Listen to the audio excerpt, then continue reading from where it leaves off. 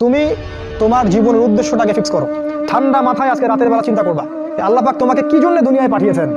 একটু চিন্তা করবা, 1 মিনিট একটু চিন্তা করবা যে তুমি পৃথিবীতে নাই, তুমি পৃথিবীতে নাই, তুমি মারা গেছো। চিন্তা করবা তুমি মারা গেছো। এরপর চিন্তা করবা তুমি যে মারা গেছো পৃথিবীর কারো কোনো সমস্যা হচ্ছে কিনা।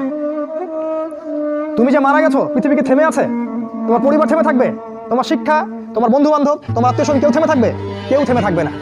তুমি পৃথিবীতে থাকো বা না থাকো কারো কিছু আসে যাবে না। আল্লাহ পাক তোমাকে যে পৃথিবীতে রেখেছেন একটা সুযোগ খালি দিয়েছেন, যাতে তুমি আল্লাহর দ্বীনের জন্য কিছু করতে পারো। এটাই আল্লাহ তোমার কাছে চান, আর কিচ্ছু চান না। আর কিচ্ছু আল্লাহ তোমার কাছে চান না।